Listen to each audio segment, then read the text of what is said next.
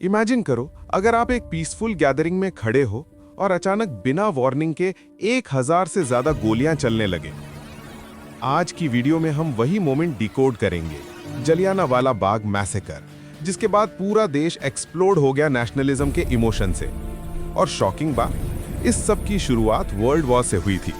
चलिए शुरू करते हैं नेशनलिज्म इन इंडिया पार्ट 1, और वीडियो के एंड तक आपको एक भी मोमेंट स्किप करने का मन नहीं करेगा।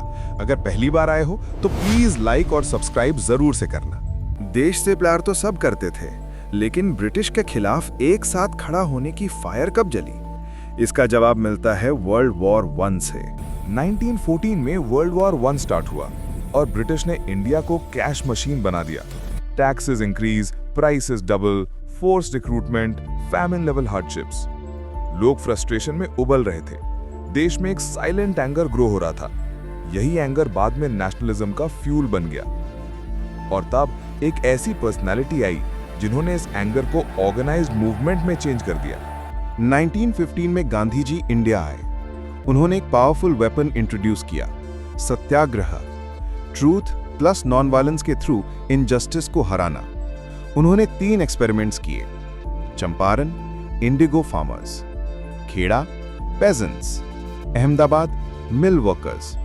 तीनों सक्सेसफुल। यानी लोग समझ गए कि हम पीसफुली ब्रिटिश को हिला सकते हैं। नेशनलिज्म की स्पार्क नाउ ऑफिशियली ऑन। 1919 में ब्रिटिश ने पास किया रॉलेट एक्ट।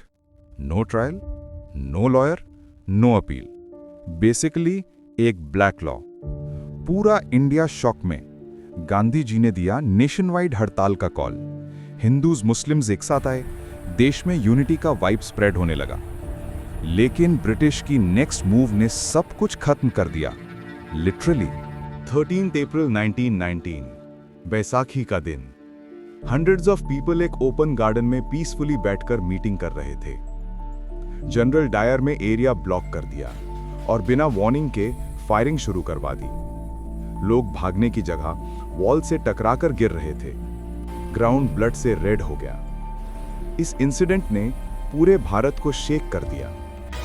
इंडियंस का ब्रिटिश सरकार पर ट्रस्ट जीरो हो गया। नेशनलिज्म अब सिर्फ इमोशन नहीं, एक मास मूवमेंट बन चुका था। जलियांवाला बाग के बाद लोगों को समझ आ गया कि ब्रिटिश सिर्फ रूल नहीं करना चाहते, कंट्रोल करना चाहते हैं। यही वो मोमेंट था जब देश में एक ही थॉट ग्रो हुआ, बस अब आजादी चाहिए।